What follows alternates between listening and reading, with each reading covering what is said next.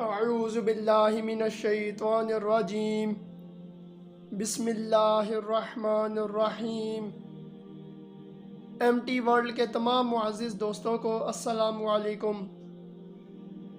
قیامت کا ہولناک منظر۔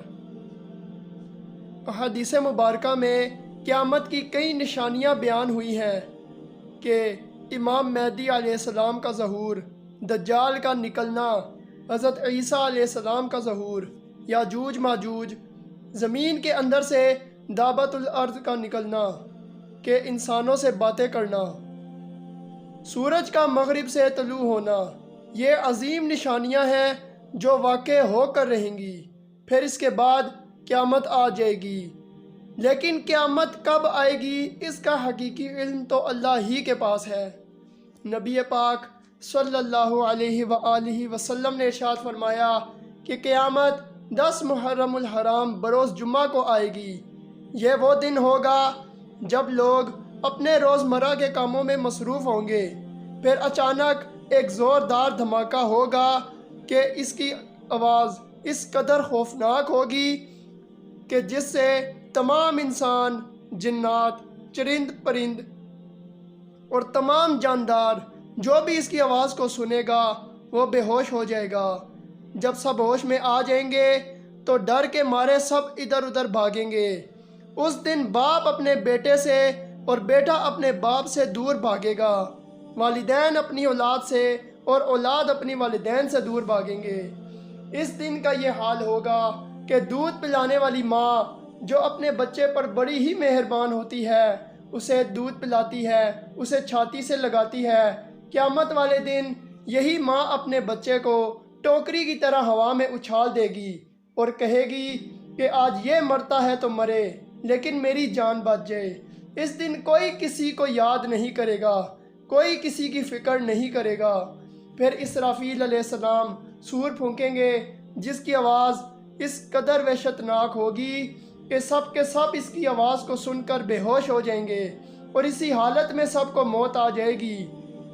یہ جو اتنے بڑے پہاڑ ہم دیکھتے ہیں، قیامت کے دن یہی پہاڑ روئی کے گالوں کی طرح اڑتے پھریں گے۔ اللہ تعالیٰ قرآن مجید میں ارشاد فرماتا ہے کہ جب آسمان پھٹ جائے گا اور سورج چاند ستارے بے نور ہو جائیں گے، سے دوبارہ انسان کو زندہ کیا جائے گا۔ اللہ تعالیٰ نے اپنے تمام انبیاء کرام علیہ السلام کے جسموں کو مٹی پر حرام کر دیا ہے۔ مٹی انبیاء کرام علیہ السلام کے جسموں کو کھا نہیں سکتی۔ ان کے علاوہ جس کے جسم کو بھی اللہ بچائے ورنہ یہ جسم خاک میں بدل جائے گا۔ یہ تمام مردے اپنی قبروں سے اٹھ کر میدان محشر کی طرف دوڑیں گے۔ نبی پاک صلی اللہ علیہ وآلہ وسلم نے ارشاد فرمایا، قیامت کے دن تم لوگ ننگے قدم، ننگے بدن اور بغیر ختنہ کے جمع کیے جاؤ گے۔ پھر قرآن مجید کی یہ آیت تلاوت فرمائی، کما بدأنا اول خلق نعید، جیسے ہم نے ان کو پہلے پیدا کیا ویسے ہی ہم انہیں دوبارہ لوٹا دیں گے۔ اس حالت میں اللہ کے دربار میں کھڑا کیا جائے گا۔ پوری انسانیت اور جن ایک میدان میں اللہ کا انتظار کر رہے ہوں گے اور اسی انتظار میں صدیاں بیت جائیں گی۔ یہ دن اتنا شدید ہے لوگوں، یہ دن اتنا خطرناک ہے لوگوں۔ اس دن کوئی کسی کا ساتھی و ساجی نہیں ہوگا، ہر شخص تنہا اللہ کی بارگاہ میں آئے گا۔ پھر اللہ کے نبی صلی اللہ علیہ وآلہ وسلم نے فرمایا کہ سب سے پہلے اللہ تعالیٰ ابراہیم علیہ السلام کو کپڑے پہنائے گا، پھر ہمارے پیارے نبی صلی اللہ علیہ وآلہ وسلم کو کپڑے پہنائے گا۔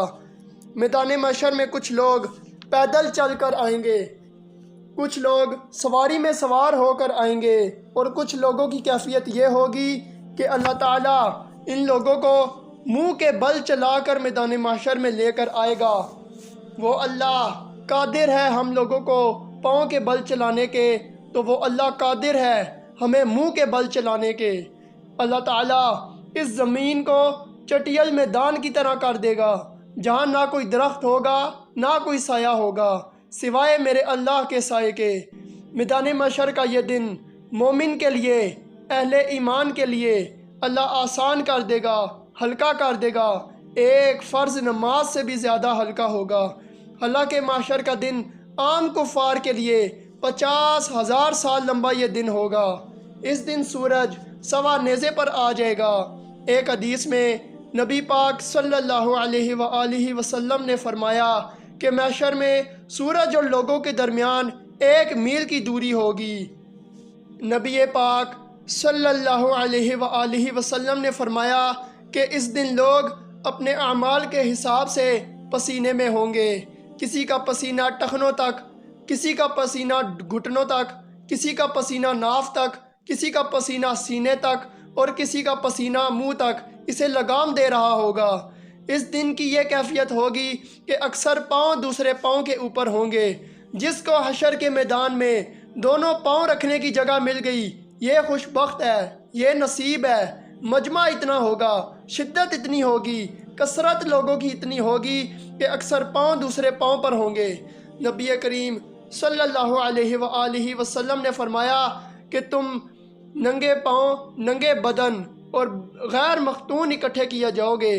تو حضرت عائشہ رضی اللہ تعالی عنہا نے پوچھا کہ یا رسول اللہ صلی اللہ علیہ وآلہ وسلم، عورتیں بھی اکٹھی ہوں گی، مرد بھی اکٹھے ہوں گے، عورتیں بھی ننگی ہوں گی، مرد بھی ننگے ہوں گے، سب محشر کے میدان میں ننگے ہوں گے۔